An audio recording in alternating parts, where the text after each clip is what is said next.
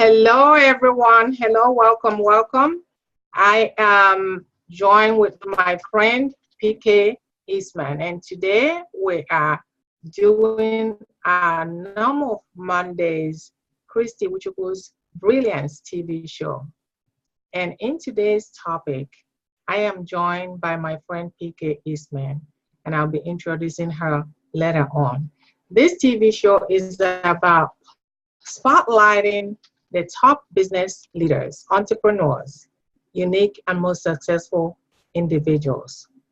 And today, I get the honor and the privilege to be joined by my friend, PJ Eastman, Masters of Social Worker. She's an author, a coach, as well as a trainer. The author of the 40-40 Rule. Wisdom from women over 40. Wisdom from women over 40.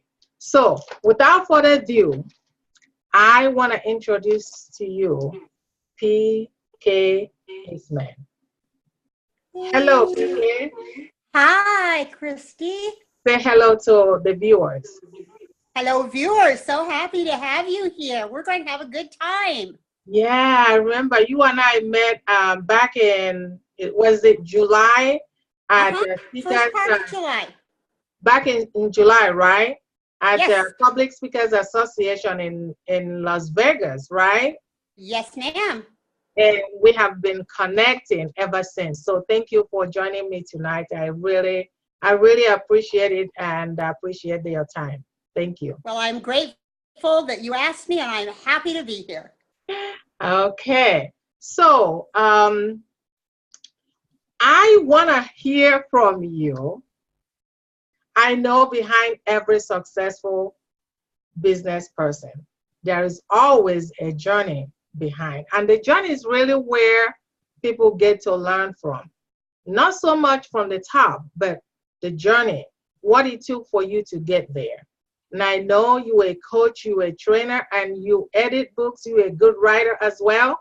And I want to know from you what you can share with our audience, how you got to own and rock your brilliance to be where you are today. Well, you are very kind. I'll tell you, Christy, one of the things that I've learned over the last half of my life is that all of us have a story. And unfortunately, on the one hand, all of us probably have at least one sad story. Some people let that one sad story, or maybe they've had two or three, define who they are on the sad side. There are other people, and you are one, I'm sure, and I have met many, that we do have those sad stories. However, somehow or another, we have been gifted. I call it God, some people call it the universe, but with an ability to see beyond the immediate circumstance. If you lose a loved one, or if your house has been wiped away in the flood in Houston, that is this thing that's right in front of your face. The people that will do the best in those situations are people who are able to create a vision about today and beyond. We are not just identified as one personal moment. We're a collection of moments, some happy, some sad. And it's when we focus with an open mind on the good stories, what we learned, what we can take away from this to help others, when we can take that event or tragedy, period of adversity, and walk away from that and serve one another, because I've learned something from this adversity. And so now I will go forth and teach. I love the phrase, each one teach one. I love it. And that often comes in the form of service. So that's a start. Okay, so let me go ahead and piggyback on what you just said. You kind of touched on it a little bit. You talked about overall adversity. What has made you so brilliant and wise to be where you are. If you look back your 20, 30-year-old you and now, what has given you the most wisdom for you to get to rock your brilliance now? Gosh. Well, one of the things is that I was a born learner. I love learning things. And you can learn things lots of ways. You and I had a conversation about that this morning. And so being open-minded, being open to learning new things, open to seeing another person's perspective. That moment, and I was talking, I was talking to a young woman this afternoon, and she was talking about how she is transitioning right now from just thinking that the only way to do something is the way her mother taught her to do that thing. When we learn that there are many ways to walk the same path, and when we are open to learning from others who are either ahead of us or beside us, I get great strength from that. It strengthens me to know that others have had adversity, some less than mine, some more. Lots of people have had more adversity. So it is a matter of saying, am I going to sit in the corner? I remember saying this to myself a million times in the midst of, why is this happening to me? I said, you have a choice here, my friend. You can go over there and sit in the corner and suck your thumb and see what happens. Or you can get up out of bed or off the bed or out of the chair, open the door and step forward and see what happens when you do that. And I made a decision. If people say, oh, it's really hard. Yeah, some days it is really hard. Some days it was get out of bed and go to the kitchen and get a Diet Coke. That was a big deal. But other days it was go to the grocery store and say hi to somebody. And now it's get dressed, get on live Zoom with somebody and chat with them and learn from them. I learn from you. So when we have that open mind, there is always something new we can learn. There is always somebody who's had it worse than me. And there's always somebody who's had it a little better than me. And that's okay. Because here's the thing, a friend of mine told me a number of years ago, and boy, was she right. Life is the great equalizer. If you're just motoring along on your plan A and nothing has happened, I suggest you get ready. Because sooner or later, you're going to run out of gas, get a flat tire, or somebody's going to swipe you, and you're going to need a plan B. And that's what I did. When it got so bad I couldn't live with plan A anymore, I was like, die or find plan B. And dying was not one of my short-term goals. So, like you have done a million times, like my friends have done a million times, like your audience, our audience tonight, we make choices every single day. And I just try to remind myself before I actually commit to my choice, I remember this. Choices have consequences. Some of those consequences we call rewards. Some of those consequences we call crap. Because that's not very delicate, but it is. Or our kids see it as punishment if we're helping children learn to make better choices. But life is a choice. And every day, every hour, you get to make a choice. Am I going to move forward or am I going to move backward? Because there's really no such thing as standing still. Thank you. You spoke very eloquently. I appreciate that. And Thank like you. just like you said, really everything. I think that one of the greatest gifts we have ever been given in this world is really the gift of choice. We can choose to have a fixed mindset, or we can choose to have a growth mindset. And I think there's a power. There's power in choosing to have a growth mindset. So thank you for touching on that. So I just want to touch on something that you kind of alluded earlier on. And can you share with our audience, to the extent that you can, what is the lowest point in your journey? Oh my. I can, and I will. And I want to tell you this about it. For me, it was a sad story. And it was hard because I wasn't expecting what happened. And I'll tell you about that. But I'm not going to go into great deep detail because I've learned that I don't want to tell that story in detail anymore. Because in your mind, your brain does not know the difference between living the story or just retelling it. It doesn't differentiate in memory. So when we say stay stuck in our story and tell it over and over and over again, it makes it harder to move forward. So here's the story. I was born in an average middle class house in the 50s, raised by two parents that had a traditional marriage.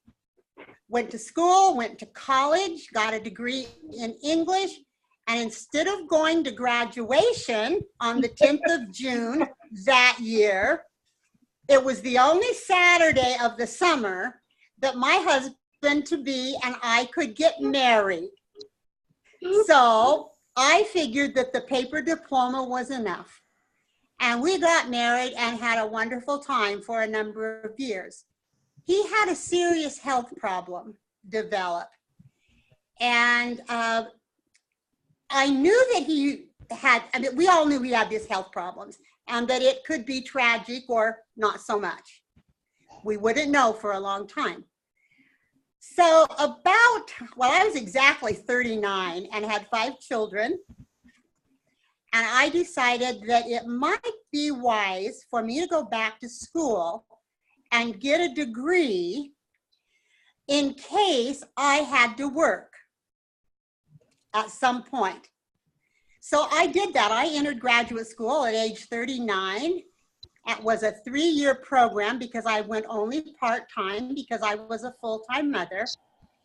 When I graduated, I not only had a diploma in my right hand, I had a brand new bouncing baby boy on my other arm.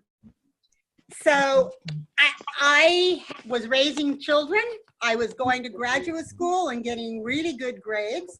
And I was pregnant the second year, or the first half of the year, and then had my baby, and then finished my 3rd year with this new baby that a friend of mine, I only had to be gone 2 days a week. And so she had a bunch of children of her own, and she lived nearby. And she said, I want you to graduate so bad. I'm willing to take this sweet little baby boy. And we always called him Baby Dane, just as a side note, because he weighed a little over 10 pounds. And when we weren't calling him Baby Dane, we were calling him Baby Huey, which is an old cartoon character a lot of your audience may not know. And I just always want, when I tell this story, to say, Baby Dane is the love of my whole family's life. We're so grateful for him. He's 6'4", about 180 pounds, and has 2 darling kids of his own. So, you know, it was worth every fat wobble and every pain I had getting that baby here. But I graduated with a master's degree in social work because I wanted to have a private family practice, and I was able to do that for several years. My husband began to get a little more ill and a little more ill, and it was apparent that he wasn't going to be able to work. But I still have young children at home, and we had this sort of really traditional marriage that it really was his job to make sure we were all secure and that there was food on the table. And it was my job to make sure he had white shirts ironed. every week in the closet.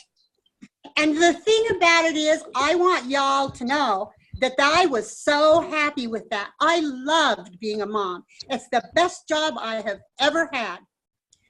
Well, life goes on. He became sicker and sicker sooner than we thought he would, and he could no longer work. We owned a lovely home, which we had to sell below market value. We had a tax bill that took about 1.5 years of his earnings, and we ended up with Zippo money. Now, he had made several $1 million, but somehow or another, it just kind of over a period of 3 or 4 years when he couldn't work and other things were happening. We think that he was having mini strokes, little tiny strokes, along with his other illness. And so his memory was gone. But bless his heart, he wanted to protect me. So he didn't tell me all of this. One day I got a phone call, and from that moment on, I knew my life would never be the same. I realized how much debt we had and how we had no way to pay it. We sold what everybody, by almost any standards, would call a dream home. It's where I raised my family. My whole heart was there. And but he assured me that after selling that house, we would get the bills paid and there would be plenty of money to build a smaller home in which we would be happy and live to be old together. That dream, which was really plan B for me, didn't happen. He died, there was no money, and I was 60, a little over 65. I had not been in the workforce for about 15 or 18, 20 years. And my total assets, I'll just tell you, added up to less than $1,000. That was it. I had to move in with my brother. I had a single bedroom, and I love my brother a lot, but it was not a good situation. And there were lots of nights that I slept because of some members of the family that came in and out of the house. I slept by my bed with a baseball bat because I was scared that when they started pounding on my door, when they were inebriated, I'll use the kind word, that I just was scared. I had never been in something scary like that before. A couple of years went by, and I will just tell you, I spent hours on my knees, and I learned to say, I'm so grateful I'm alive. I'm grateful that my brother opened his home to me. I'm grateful that I'm not the straw man in the Wizard of Oz. I do have a brain. And little by little, I listed my skills. We decided together, a couple of friends and I, what I could do, what I wanted to do, and how we could build a bridge. Because what I could do really, in all honesty, wasn't what I wanted to do at that time, because I hadn't had to do that kind of work. So that's what brought me. About 1.5 years ago, my husband passed away 4 years ago. And 1.5 years ago, I picked up what little I had, put it in a truck, and left Portland, Oregon, which is where I had lived for over 50 years, and had a full set of friends and support group, and moved to a small town in southern where I knew no one. But it was exactly what I needed. I needed some time to rebuild, and rebuild I did. I didn't push myself. Some days I thought, this is stupid. Even though you hate the rain, go back to Oregon. And then I would look at the sunshine and I would say, no, no, no, I'm staying here. I can make choices that will make me happy here. And that's what I've done. I now write books, I edit books, I have a network of friends, a really strong online community. And I'm not, the really important thing for me was that I'm not back where I have to compare myself with all the people I grew up with as an adult. You know, they're going on cruises, they're celebrating their 50th wedding anniversary. I won't ever have that opportunity. But there are things I am going to do and I have done that they will never do. And so life truly is the great equalizer. That's my story, and I'm sticking to it, Christy. That's lovely. I appreciate you. I appreciate you. I appreciate you. I mean, you said so much in just that one portion of your life. I mean, seeing where you were and what you had to do to get up. There's a lot of people viewing us now, and including myself, will take away a whole lot of wisdom from what you just shared with us. So thank you very much.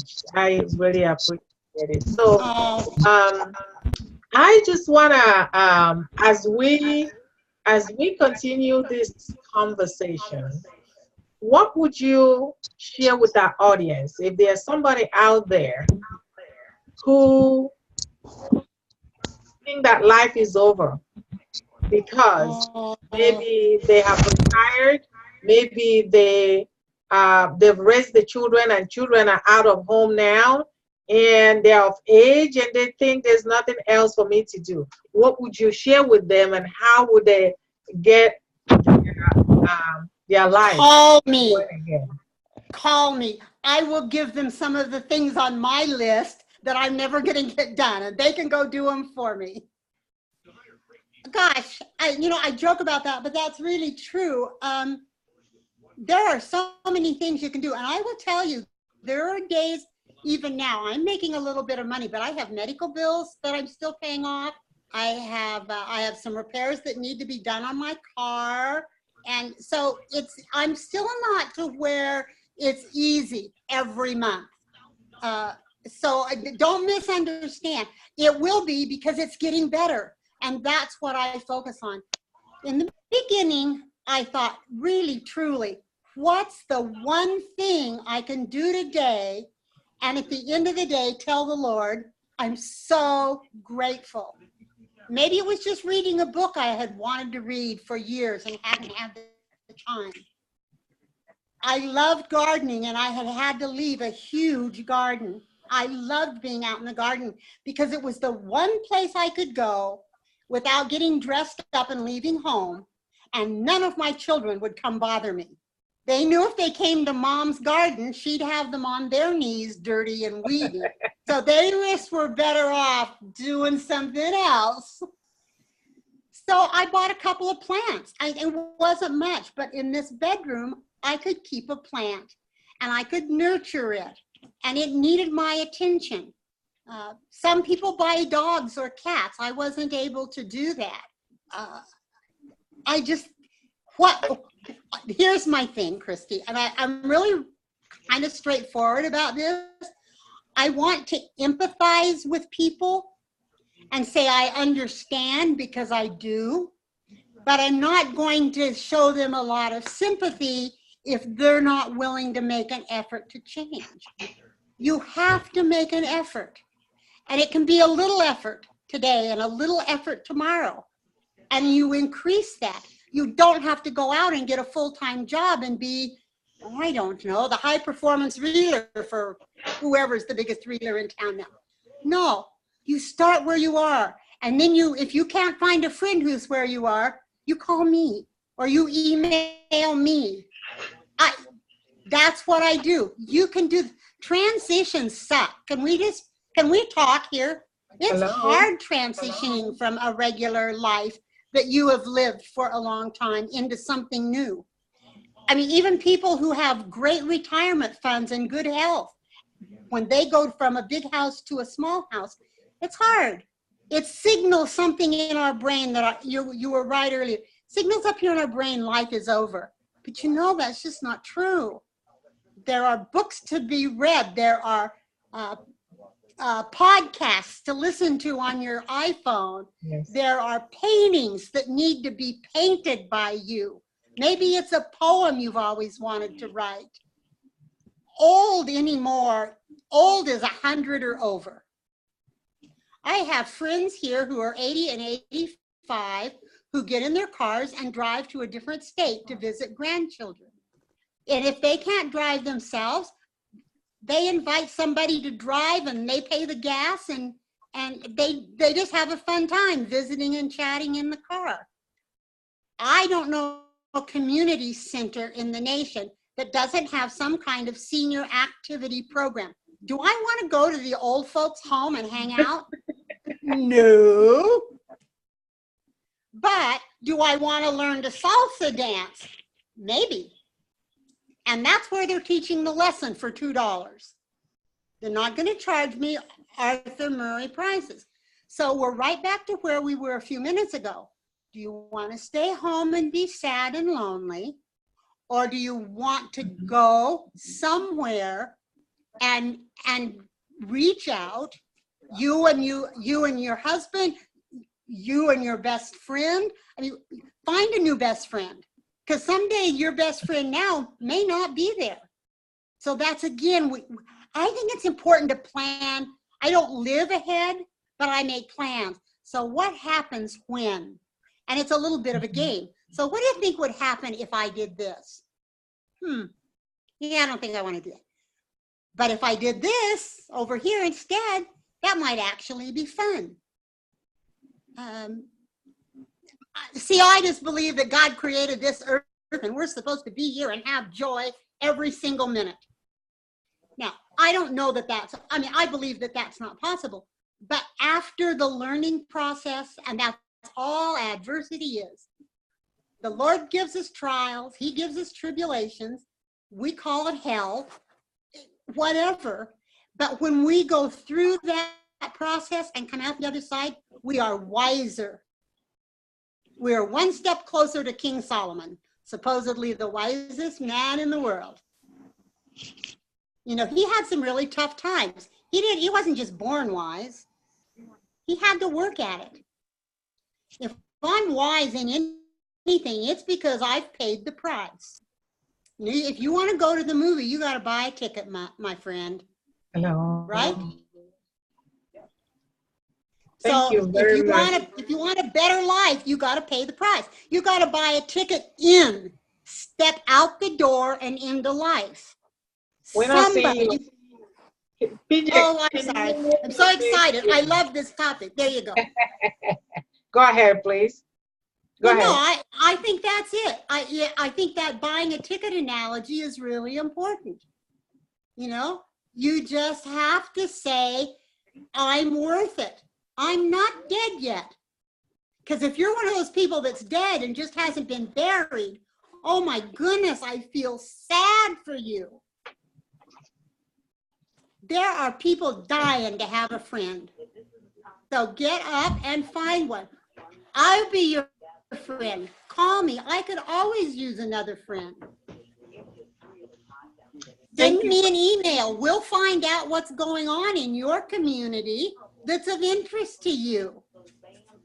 Thanks, BJ. I think you dropped a lot of nuggets for our audience, and I take away so much from what you just talked about. You know, for me, when I started this entrepreneurship, it wasn't easy. I mean, it was not easy.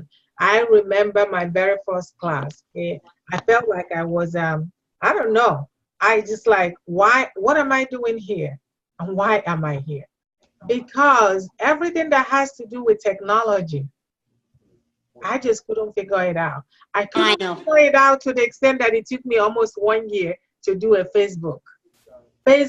I couldn't get myself. But let me tell you, you talked about changing your mindset. It's not going to be easy at first, but if you keep doing it, that's the only way you get better. And I remember my imperfect Facebook video was the thing that saved me.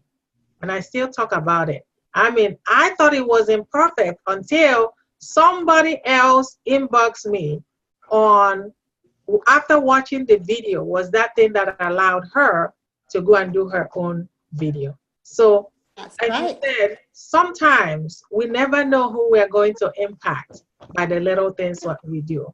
And oftentimes we tend to compare other people. You're comparing other people, but we really don't know the truth about their lives as well. So thank you so much. So let me piggyback again and ask you, boy, you are full of wisdom. Tell us a little bit about the 40/40 Rule book that was Amazon #1 bestseller. Can you share with us a little bit about that? Sure. I have a friend that I met here at a meeting a year or so ago, and we exchanged cards. Okay, this is a story for people. Listen up, ladies and gents, if you're out there. I drug myself to this meeting, and I knew that it was going to be fine and I was going to learn something. So the price of the ticket was leaving home, but what I got was some education, and that was okay with me.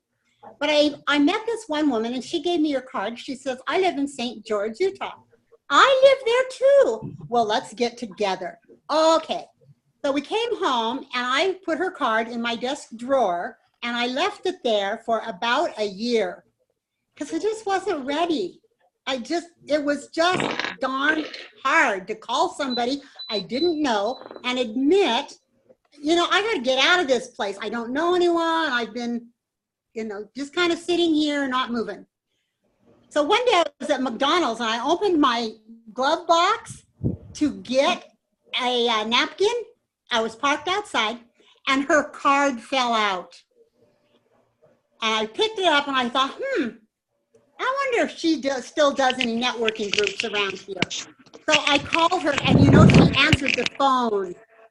And so we talked for a minute. I told her who I was. And so we have become, in the last 4 months, really good friends, because I said, dang, I'm going to call her. I'm done waiting on somebody else to call me from this area. So I called her. We've become friends. We've done a couple of different events together. And she asked me if I would like to write a chapter in her book called The 40-40 Rules, Wisdom from 40 Women Over 40. Well, gosh, who doesn't want to be considered wise, right? So I wrote the chapter and sent it in, and just one thing led to another. She introduced me to 2 or 3 other people, and now I have an editing job for a publishing company that Holly is connected to the owner. So that's how that happened. If there are any retired English teachers out there and you need a little extra money, or you just want to do something for fun, editing papers is it's not easy all the time, but it's really a fun job if you like words. So I just did that. So she published this book through this same publishing company that I now work with. And I've just met some fabulous women from that group. We have our own Facebook group, and we're a community. And that just it was so funny, Christy, because I think this is the secret. Once I got up and moved out into the universe and said, Lord, I am ready. I am ready. He opened doors, he opened windows, everything. And people have just flooded into my life because I shifted. And I'm not sad that I didn't do it sooner. I mean, I sort of am, but I don't beat myself up about it. I didn't. When you're ready, you're ready. And even when you think you're ready, you still need to give yourself a push out the door to do something or to pick up the phone. And so that's how that book came about. And now Holly has written a second one, and I'm editing that book for her. And I talked to her today, and she's going to do another 40 rules book. She had so many people love it, and she wants to do another one. So if you know of anyone who's 40 or older, then we can hook you up with getting you to a chapter in a book to tell your story. It was really liberating to me to see that in print, because there it was, that story that I really wasn't, I'll just tell you, and I left this out, I was embarrassed that my husband hadn't paid his taxes. I was mortified that there was no money in the bank. And I stepped back away from a lot of great friendships. I couldn't do it. I felt like my life had been a lie.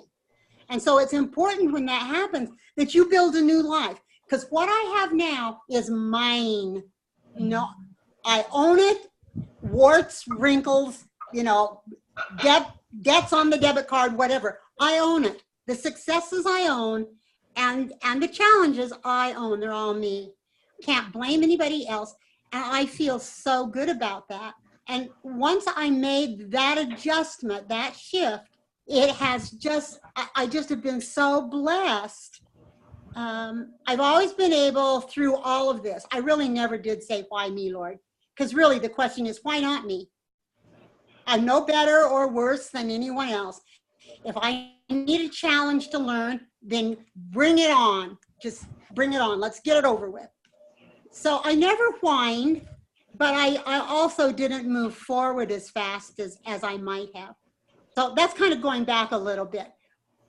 But the book was fun. We have, like I say, we have a community, and it just has spiraled where I have met more and more people. Sometimes I get connected with 2 or 3 new people a day.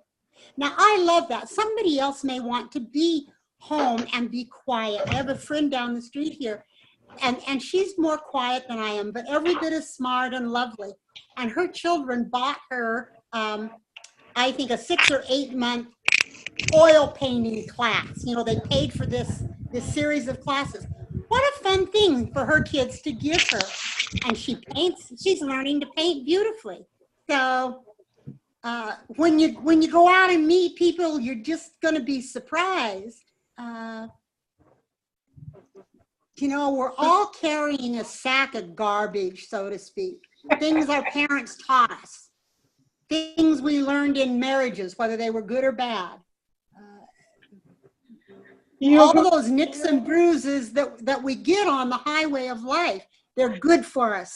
Be grateful for them. Because if nothing else, if you can't think of one other thing to be grateful for, my husband, bless his, he was funny. He would say, I'd say, what are you grateful for today, Dawn? And he would say, well, I woke up on the right side of the grass. I was tired of hearing that by the time he died, but to him it was funny every day. And that's how he approached his really devastating illness and an immense amount of pain. But he was grateful for every day. So I'm grateful for every day. I'm grateful for I'm just grateful for everything. Because the more I'm grateful, the more the Lord knows I appreciate him. And I appreciate you too. You know, I appreciate you.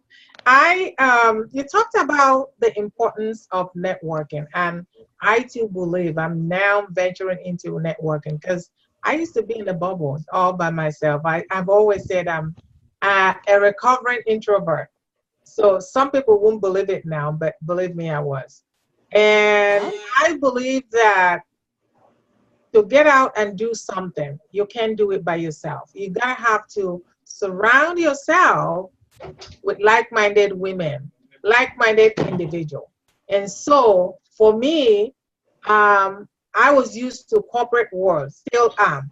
And so for me, this networking stuff is not really for me. But I find out that I can't not do what I need to do. I have to find other people, a community to surround yourself with, you know. And you touch on it. When the student is ready, the teacher will appear. When the student is ready, the teacher will appear. And that's so true. But oftentimes, I find, and I can only use my own example, that we don't even want to tell other people what we want to do. And the reason being that we're not even sure that we can do it ourselves. And as a result, we want to keep it to ourselves so that even if we fail, nobody notices that we failed.